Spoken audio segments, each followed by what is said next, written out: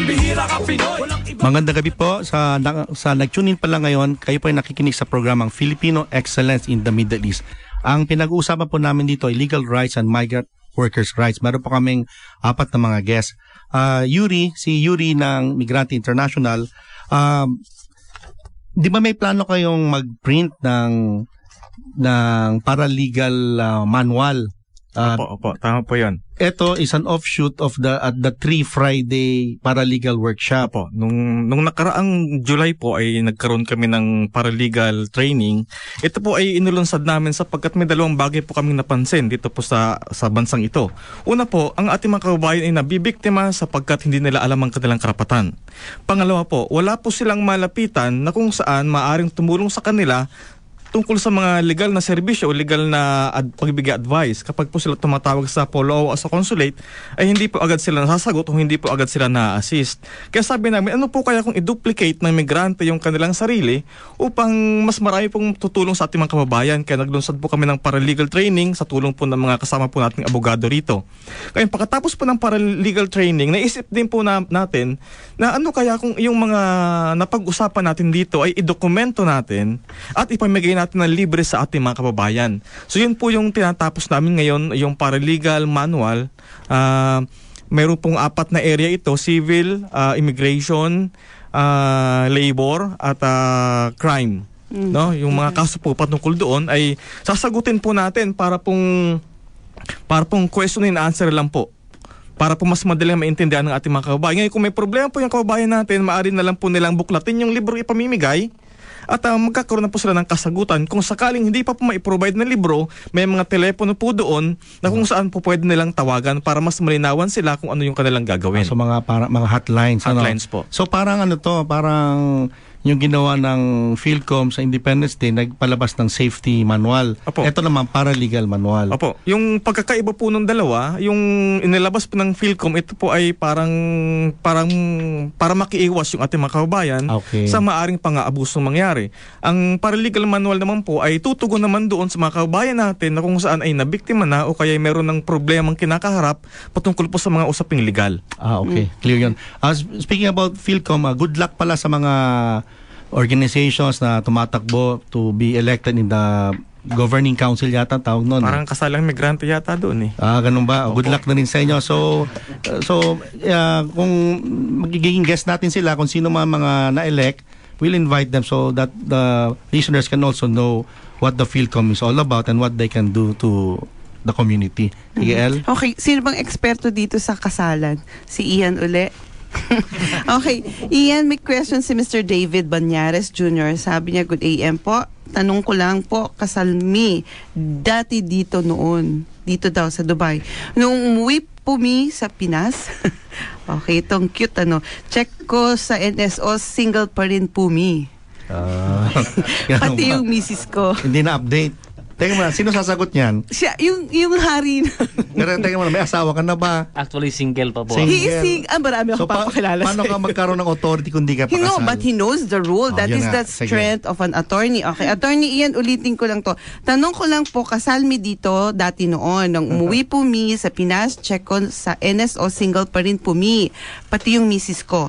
Nagkataon naman, pong naghiwalay kami at nag-asawa siya sa Pinas, dahil single din ang status niya. Wala nga naman sa NSO. Diba? So libre sila. Wala po bang problema kung magpapakasalmi uli dito sa bago kong mahal? Ang cute pa naman nung nasa picture nila. So anong sagot nyo dyan? Actually, yung kasal nila dito sa UAE is recognized yan sa Pilipinas. Opo. The problem lang noon is yung parang walang mga papel. Kasi sa NSO wala. I don't know if in-inform, saan ba sila kinasal? Sa Dubai Court or sa konsulada? Oo nga eh. Kung sa konsulada yan, dapat ang konsulada mismo ang magpo-forward ng papel sa NSO. Yes. Correct. Now, may butas doon eh. But wala yung papel na yon. Sana yon. Oo, tama. So yun, maraming mga tanong yun. Kung magpapakasal sila ulit, siguro wala tayong ebidensya na ikinasal sila. Pero sa panahon na makikita yon or kinasal sila dito sa consulate, pwede silang kasuhan doon sa Pinas, bigamy. And anybody can file that because that is people of the Philippines versus that individual. Nako, David. Anong suggestion mo? Pinangalan pa.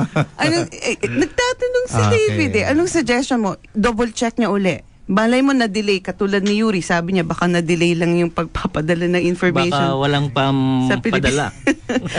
Better check again, no? Yes. Verify and verify until he dies. Ano ba? Ito bagay kay Tony, maganda sagutin mo to. My friend po ako na na-terminate dahil nahuli silang uminom sa room ng accommodation nila. Oh. Di naman po daw hard. Alak pa rin kahit wine is alak pa rin yan. Uminom. Anyway, sabi di 12 years na po siya sa may government company. Okay. Umuwing walang salary for August ba ito? And no gratuity. Ibig sabihin, umuwi yata last August and no gratuity. Pero 12 years na sa may government company. Yung kasama yan na terminate, meron na sahod na kuha. Pwede po ba itong ipaglaban ang gratuity niya? 12 years sa may government, nahuli uminom. Okay, wala namang bearing yung 12 years o nasa semi-government institution ka nagtatrabaho. Kasi unang-una, sa Article 120 ng UAE Labor Law, Okay. nakasaad doon kung ano yung mga grounds for termination, one of which is drunkenness. Okay? Now, let us remember one thing. Yung Kahit naman daw hindi hard, sabi niya. walang qualification. Inom pa- Walang qualification. Alcohol pa rin yan. level, Yes, it's still alcohol. And yun na nga, that's one of the grounds. Tapos dapat natin i-identify yung company accommodation, extension ng company premises. So much so na pag merong yung paglabag sa company rules and regulations na naganap sa loob mismo ng accommodation. For example, nagdala ka ng babae doon, bawal yun. Or nakipag-away ka, may sinaktan kang kasama mo sa trabaho. These will be grounds to take disciplinary action against you kasi nga extension yan ng company premises. Exclusive yan for the use and comfort of employees. So, nandyan sila, covered sila by regulations. Now, yung isa, kung bakit may natanggap siya, well, that's quite difficult to answer. Ano? Yeah, that's true. Hindi ako willing to conclude na baka siya ay napaboran. Pero up to that point, kung sinasabi niya hindi naman hard yun, tapos 12 years ako nagtrabaho at nasa semi-government institution ako, the point remains the same. It's a ground for dismissal. So, sa mga nakikinig ngayon, pag nasa company accommodation kayo, extension yan, parang Philippine Embassy at Philippine Consulate, extension yan ng Philippine territory. So, etong accommodation ninyo, porque wala lang kayo sa office ninyo or sa area, sa field area ninyo, ay sakop pa rin kayo ng company rules. Yes, exactly. So, kunin na lang yung allowance, mag-leave out na lang kayo. Pero ingat pa rin, bawal kasi alak dito. May comment dito si Alan Bacazon, siya yung dating presidente ng PhilHR, and he said the Ministry of Labor ay nagbibigay ng kopya ng labor contract. Ibigay mo lang ang labor card number mo. Siguro, just make sure na valid yan, hindi expired. I-print nila agad yon at ibibigay sa'yo. I have a question here. A person went to the hospital for stomach pain. Ngayon, he was given the wrong medicine and was operated from an ailment that hindi yun ang cause ng pain. Kumbaga, basta mali. Okay? Ang tanong niya, can he sue the doctor and the hospital? And it's a big hospital. Ano yung best next thing to do? Pwede po na ma-sue niya yung doctor. Okay?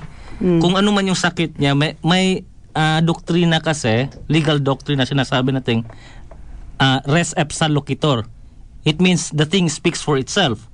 For example, if naoperahan ka, tapos may naiwan na gunting sa loob, so hindi na kailangan pa ng maraming ebidensya. Nandun na mismo yung ebidensya. So sa kanya, kung ano man yung sakit niya, tapos naoperahan siya, pero medical malpractice, mahirap pa rin yan. Mahirap i-prove. Actually, Yes. nasa hospital pa rin siya hanggang ngayon. Bumalik siya sa hospital? Nasa hospital pa siya hanggang ngayon. So, ang tanong, parang binabayaran naman, the whole stay that Yung he's treatment, there. yung treatment is being provided But to him. again, Well, if it is an admission on the part sa hospital na nagkamali sila, then that's a very good ground na mag-file siya ng pwede ba complaint. namin ilapit sa'yo? Pwedeng ilapit sa Okay, plead. maraming salamat. Okay, eto pa, just give me a second. Okay, si Pepe and Pilar. Kilala niyo ba si Pepe? Si Pepe and Pilar had been boyfriend and girlfriend from the Philippines. Engaged sila. Okay, si Pilar brought Pepe in Dubai kasi sabi ni Pepe, magpapakasal tayo kapag nadala mo ko sa, nagigiti si Bluebird. Kilala mo si Pepe, no? Tsaka si Pilar. Maraming tumatawag sa kanya gabi-gabi. Pepe and Pilar, kasi libro yan ng panahon noon eh. Okay, si Pilar, sabi niya, dalhin mo ako sa Dubai at magpapakasal ako once na nakahanap ako ng trabaho. May promise to marry, correct? Ngayon, pagdating niya dito, nakahanap siya ng nahanap niya si Nena. Meron bang grounds na pwedeng habulin si Pilar sa Pilipinas? Actually, medyo komplikado yon kasi hindi nila nadala si Tagpi. Bantay o Tagpi? Tagpi.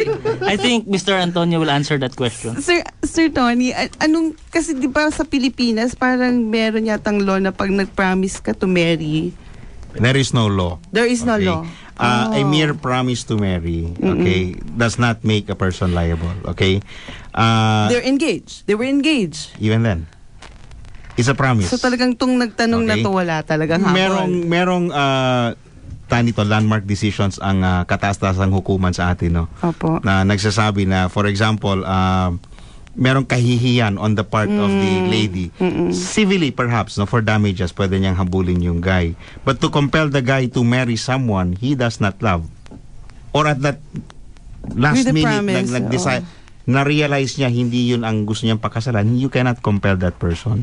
Okay. In fact, yun ang naanakan hindi mo mga mapipilit yun pakasalan yung yung babae. Ang remedy ng woman is to run after the man for support, but to compel him to marry her, well, that's a different story altogether. Malabo. Maganda yan, di ba, under the family code. So kung nabuntisan to, naanakan, may right siyang habulin yung biological father ng That anak. has to be proven still. Okay. It has to be proven. Next question naman to kay Yuri. Ano po ba ang tamang proseso sakaling nais nilang magreklamo sa police o sa labor? Let's say sa police. Ano po ba ang mga kailangang dalhin? But I mean, siguro yung document na dapat dalhin at ihanda. Madalas pong tanong yan ng ating mga kababayan sapagkat nagtataka po sila kung bakit sila na yung nagrereklamo. Minsan sila pa ang ikinukulong. Oo, totoo yun. Nagkakaroon po kasi ng hindi pagkakaunawaan sapagkat hindi naman po lahat ng pulis dito ay nakaunawa at nakapagsalita ng Ingles. Ngayon, ang advice po namin sa ating mga kababayan, kapag mayroong problema ka muna at nais mong ireklamo sa pulis, daan po muna tayo sa consulate. Kung yan ay hindi related sa mga usaping pagtrabaho, po. At papasama po tayo sa ATN natin para magreklamo sa consulate. Okay. Ngayon, kapag pupunta po tayo sa pulis, yung ating pong salaysay ay isulat po natin sa Ingles at i-translate po natin ipa-translate sa Arabic. At dali na rin po natin yung lahat ng dokumento o ebidensya o dokumento na maaaring gamitin ebidensya at yun na po yung ibibigay po natin sa pulis para wala na pong masyadong paliwanagan.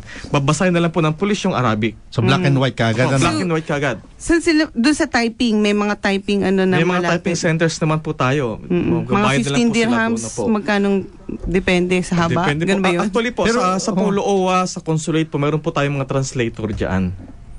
Pwede naman po nilang i-translate yun. Pero pag sasabihin natin, pa-translate po. Sige, i-translate namin pero after 3 months nyo pa makukuha. Kaya sa labas na lang yun sila. Sige. Anyway, babalik tayo after 30 seconds lang. Commercial muna. 4001 kung may katanungan kayo or text or question.